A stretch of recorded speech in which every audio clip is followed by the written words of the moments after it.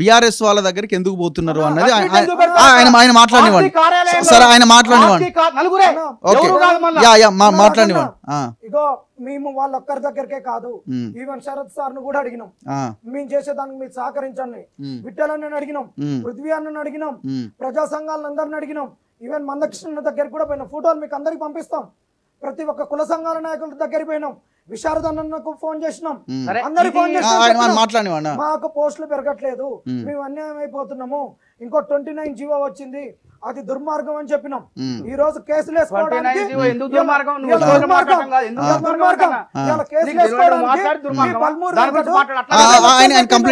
మధ్యప్రదేశ్ నుంచి అడ్వకేట్లను తీసుకొచ్చారు. ఇలా మీరే అంటున్నారు కదా, అది వాస్తవం కదా. 15 ఏళ్ళు నిరుద్యోగులు అనేటోళ్ళు 10 సంవత్సరాలు నలిగిపోయారని చెప్పారు. వీళ్ళు తింటానికే తిండి లేదు, 5 రూపాయల భోజనం ఒక్కొక్కటి చదువుకుంటున్నాడు అంటున్నాడు. మరి అటు 5 రూపాయల భోజనం తినేటానికి లక్షల కోట్ల కాడికి నుంచి వస్తాయి. ప్రతిపక్షాలు అన్నట్టు ప్రజాస్వామ్యంలో వాళ్ళ బాధ్యత వాళ్ళు చేయాలి. వాళ్ళు లంగ పని చేసి దొంగ పని చేసిండే మేము బస్సులు వేసుకొని తిరిగి వాళ్ళని ఒడగొట్టాలని ఒడగొట్టినాం. ఒడగొట్టినాక నీ దగ్గరకు 5 నెలలు తిరిగినాం. నువ్వు పోస్ట్ పోన్ చేయమంటే నువ్వు పోస్ట్ పోన్ ఒక్కటే చేస్తేవి, దాన్ని పోస్ట్ పోన్ ఉద్యమం లెక్క చేస్తేవి. ఎవరు అడిగినా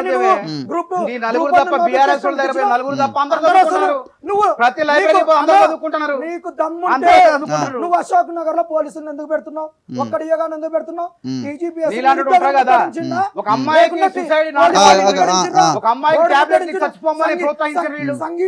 సంగీత చనిపోయింది, ఓలోలో చనిపోయింది. ఒక అమ్మాయి అంతకన్నా ముందు గ్రూప్ 4 GRL ఇచ్చినప్పుడు ఎట్లా చనిపోయింది? వాళ్ళందరూ లేవా?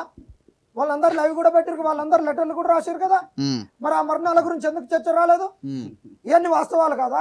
ఇవాళ 2 లక్షల ఉద్యోగాలు ఉన్నప్పుడు, డేట్స్ టెంటేటివ్ ఇచ్చినప్పుడు, నోటిఫికేషన్ లో అన్యాయంగా పెట్టేసి మీకు ఖచ్చితంగా ఇన్ని జరుగుతాయని మరి నిరుద్యోగులను ఎందుకు అట్రాక్ట్ చేయట్లేదు? ఇంత అడిగినప్పుడు అన్నయ్య అన్నాడు ఒక మాట, మేము ప్రభుత్వం కాదు అనుసంధానకర్తలు అన్నాడు. ప్రభుత్వాన్ని నడిపేటైనా, నిరుద్యోగుల ప్రభుత్వాన్ని డిక్లరేషన్ ఇచ్చేటైనా రేవంత్ రెడ్డి గారు సెక్రటరేట్ నుంచి ఇటు కారు మలిపే బదులు అటు మలుపుతూ అశోక్ నగర్ తెలుగు తల్లి వస్తుంది. ఎందుకు రాలేదు? రేవంత్ రెడ్డి, రాహుల్ గాంధీ అశోక్ నగర్ 2 లక్షల ఉద్యోగాలు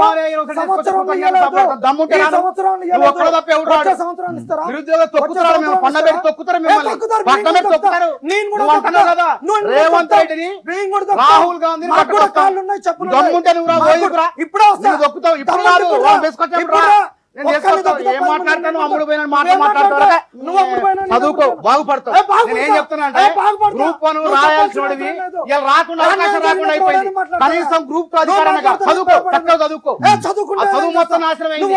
వాళ్ళ మత్తులో తిరుగుతాడు, వాళ్ళ మత్తులో తిరుగుతాడు, వాళ్ళ మత్తులో తిరుగుతాడు, వాళ్ళ మత్తులో తిరక్కు, వాళ్ళ మత్తులో తిరక్కు, వాళ్ళ మత్తులో తిరక్కు. నువ్వు కాంగ్రెస్ పార్టీ అయినప్పుడు కాంగ్రెస్ పార్టీ నాది ఏ పార్టీ నాకు ఉద్యోగం అవసరం లేదు. అరే నా రిజిస్టర్ సంఘం నిరుద్యోగ లెటర్ ప్యాడ్ది, లెటర్ ప్యాడ్ది, నువ్వు లెటర్ ప్యాడ్ది, నువ్వు లెటర్ ప్యాడ్ది, లెటర్ ప్యాడ్ది, ఆగు, ఇది లెటర్ ప్యాడ్. రిజిస్ట్రేషన్ ఎప్పుడైంది? 2014 నువ్వు సంఘం పెడితే మాట్లాడుతాడు. 2014 నువ్వు తప్పు మాట్లాడతావా? 2014 285/14 రిజిస్ట్రేషన్ నెంబరు. నిరుద్యోగుల కోసం కొట్లాడ మధ్యలో వచ్చి నువ్వు ఇప్పుడు వచ్చి వాడికి అమ్ముడు పోయాడు కూర్చొని మాట్లాడుకుంటా ఇష్టం వచ్చిన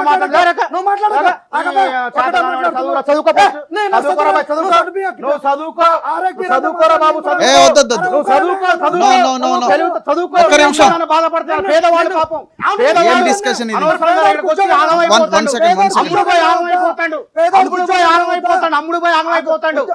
జీవితానికి కాదు, చదివే సక్కం లేదు. Linguistics linguistics Telugu university Bengali ఉత్తనే లాంగ్వేజ్ ఎందుకు కానీ ఓకే ఓకే మేము ఉస్మాన్ ర్యాంక్ ఒక్క నిమిషం 1 సెకండ్ జనార్దన్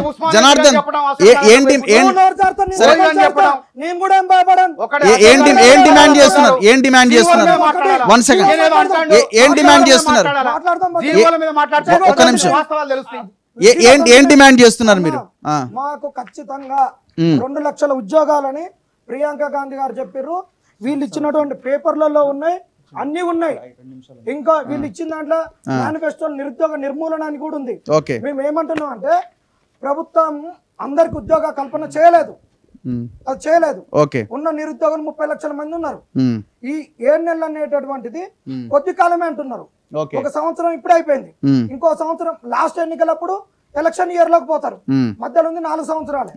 ఈ నిరుద్యోగుల గురించి ఇంత సెన్సిటివ్, నిరుద్యోగుల వల్ల ప్రభుత్వంలోకి వచ్చిన చెప్తున్నారు. చెప్పినప్పుడు వీటి గురించి ప్రభుత్వ ఉద్యోగ కల్పన కాకుండా ఒక ఎంప్లాయబిలిటీ యాక్ట్ డిమాండ్స్ చెప్పండి. మాకేమంటున్నాం, నిరుద్యోగుల గురించి ఒక కమిటీ వేయండి, ఒక కన్సల్టేషన్ పెట్టండి, దీనికి ఒక ప్లాట్ఫామ్ ఇవ్వండి. మీరే అన్నారు ఎవరు లేకుండా మీరు ఒక్కొక్కళ్ళు చర్చలు 4-5 జరిపారు. అట్లా కాకుండా మీరు సిన్సియర్ గా నిరుద్యోగ పక్షాన ఉంటే ఇప్పటికైనా మేధావులతో ఒక కమిటీ వేసి దానికి కొన్ని రోజుల నుంచి ఇది ఒక క్రైసిస్ లో ఉన్నది. నిరుద్యోగుల ప్రభుత్వ ఉద్యోగాలలో 2 లక్షల ఉద్యోగాలు అన్నారు కాబట్టి 1 సంవత్సరం అయిపోయింది, ఇంకో సంవత్సరాలన్నా మీరు అన్న మాట ఈ క్యాలెండర్ లో నిలబెట్టుకోవాలి. సంఖ్య ఖచ్చితంగా ఇచ్చేది ఉండే, అది మీరు చేసిన పెద్ద తప్పు. దాని తర్వాత ఖచ్చితంగా ప్రైవేట్ సెక్టార్ కు ఈ పిల్లల్ని ఏ విధంగా పంపిస్తారు, ఈ ప్రభుత్వ యూనివర్సిటీలకు ఏ విధంగా అనుసంధానం చేస్తారు. ఆ గత ప్రభుత్వం యూనివర్సిటీలను నాశనం చేసిందనే మిమ్మల్ని గెలిపించినాము. ఇటువైపు కనీసం అడుగులు పడట్లేదు, అది మా ఆవేదన. రైట్, ఏమన్నా పాయింట్స్ తీసుకుంటారా? ఈ 4 బాధని 30 లక్షల మంది నిరుద్యోగుల బాధ అంటారు. నిరుద్యోగుల కోసం ప్రభుత్వ పాఠశాలను బాగు చేయాలి, ఏకోపాధ్యాయ పాఠశాలను తెరవాలి, తద్వారా పాఠశాలకు 3 చొప్పున పోస్టులు ఇస్తే 12,000 ఉద్యోగ కల్పన చేయాలి, టీచర్ ఉద్యోగాలు డిఎస్సీలు. అదే విధంగా 21,000 కోట్లు విద్యారంగానికి, ప్రాథమిక పాఠశాలలు, ఉన్నత పాఠశాలకు 17,000 కోట్లు, 30 మంది ఉన్న 30 మంది ఉన్న విద్యార్థులకు 3,000 రూపాయలు, 500, 700 ఉన్న విద్యార్థులకు ఉన్న పాఠశాల అభివృద్ధి కోసం అంటే ప్రిన్సిపాల్కి ఇచ్చేది 20,000, 30,000 రూపాయలు ఇచ్చేసి విద్యా కమిషన్ కూడా తీసుకొచ్చేసి సంస్కరించి ప్రైవేటు కార్పొరేట్ పాఠశాల స్థాయి కన్నా ఎక్కువగా తీర్చిదిద్దాలంటే తాపత్రయంతో ముఖ్యమంత్రి గారు ఉన్నారు. అదే విధంగా జాబ్ క్యాలెండర్ కళ, నేను చెప్పిన కళ, అక్కడ పోస్టులు ఎక్కువే వస్తాయి వీళ్ళు ఊహించకన్నా. జాబ్ క్యాలెండర్ ద్వారా 2 లక్షల ఉద్యోగాలు భర్తీ చేసి తప్పకుండా నిరుద్యోగులు ఒక రుణం తీర్చుకునే ప్రయత్నం కాంగ్రెస్ ప్రభుత్వం చేస్తుంది. యూత్ డిక్లరేషన్ లో ప్రియాంక గాంధీ గారు చెప్పారు, అవి వాటిని మాట తప్పకుండా మనవ తిప్పకుండా అమలు చేసి మేము చూపిస్తాం. అది తట్టుకోలేకనే ఆ బీఆర్ఎస్ పార్టీ వాళ్ళు ఏదో రకంగా రాజకీయం చేసి బట్టగాల్చి మీద వేసే ప్రయత్నం చేస్తున్నారు. ఈ 2 lakhs అనేది 2 years లోపల అవుతుందా? మీరు ఊహించారు ఎప్పటిలోగా అవుతుంది? నేను చెప్తాను 1.5 year కూడా పట్టదు. 2 lakhs అసలు నేను చెప్తాను. సిఆర్ బిస్వాల్ కమిటీ చెప్పింది, పిఆర్సీ కమిటీ వేతన సవరణ సంఘం 1,91,000 ఉద్యోగాలు అని చెప్పింది. బీఆర్ఎస్ ప్రభుత్వానికి ప్రభుత్వ ఉద్యోగాలు భర్తీ చేయడం చేతగాలే, 16 ప్రశ్నాపత్రాలు లీకు. అదే విధంగా వాళ్ళు మొత్తం భర్తీ చేసిన ఉద్యోగాలన్నీ అయిపోయింది, వాళ్ళ కథ అయిపోయింది. 10 ఏళ్లలో వాళ్ళు 1,60,000 ఉద్యోగాలు కూడా భర్తీ చేయలేకపోయారు. అందులో 25,000 ఉద్యోగాలు ఆర్టిజన్స్ విద్యుత్ శాఖలో వాళ్ళ కాంట్రాక్ట్ వాళ్ళని కూడా క్రమబద్ధీకరించి ఆ ఉద్యోగాలను ఖాతాలో వేసుకున్నారు. సింగరేణిలో 3,000 ఉద్యోగాలను కూడా క్రమబద్ధీకరించి అవి కూడా మేము భర్తీ చేసామని ఈ ఖాతాలో డైరెక్ట్ రిక్రూట్మెంట్ ఖాతాలో వేశారు. కానీ ఇక్కడ వాళ్ళు ఎందుకు చేయలేకపోయారంటే సుప్రీంకోర్టు జడ్జిమెంట్ల మూలంగా 38,000 మందికి ఉద్యోగాలు ఇవ్వలేకపోయారు. మేము ఇచ్చినాం, ప్రభుత్వం ఒక జీవో నెంబర్ 3 తీసుకొచ్చింది. హారిజాంటల్ విధానం అనేది సుప్రీంకోర్టు చెప్పింది, దాన్ని అమలు చేయాలి. 33% రిజర్వేషన్లు మహిళలకు ఇవ్వాలి, తద్వారా మిగతా వాళ్లకు ఉద్యోగాలు భర్తీ చేయాలనే దాన్ని కేసీఆర్ ప్రభుత్వం పెడచెవన పెట్టడం వల్లే ఈ ఉద్యోగాల భర్తీ అనేది తీవ్రమైన జాప్యం జరిగింది. రేవంత్ రెడ్డి సర్కార్ వచ్చిన తర్వాత ఈ సమస్యకు న్యాయ నిపుణులతో సంప్రదించి జీవో నెంబర్ 3 తీసుకొస్తే అన్ని ఉద్యోగాలు కూడా సక్రమంగా భర్తీ చేసుకోవచ్చు అని చిన్న మాట రాకుండా ప్రయత్నం చేసినాం. ఇంకా నడుస్తున్నాయి. ఇది తెలుసుకోకుండా ఇష్టం వచ్చినట్టు వాళ్ళ చేత చూద్దాం. మీరు ఇప్పుడు ఇచ్చిన జాబ్ క్యాలెండర్ ఎన్ని పోస్టులు వేస్తారన్నది కూడా చాలా కీలకం.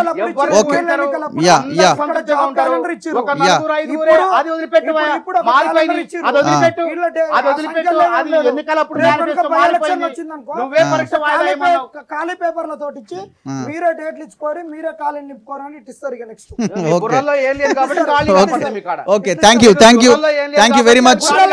సో ఖచ్చితంగా కాంగ్రెస్ ప్రభుత్వానికి బాధ్యత ఉన్నది. మీరు ఇస్తామన్న 2 లక్షల ఉద్యోగాలు ఇవ్వాల్సిందే. నిరుద్యోగుల కోపానికి ఆగ్రహానికి గురి కాకుండా ఉండాలంటే ఇచ్చిన హామీలన్నీ నెరవేర్చాల్సిన బాధ్యత ఖచ్చితంగా ఉంటుంది. చూస్తూనే ఉండండి మన తొలివేలు.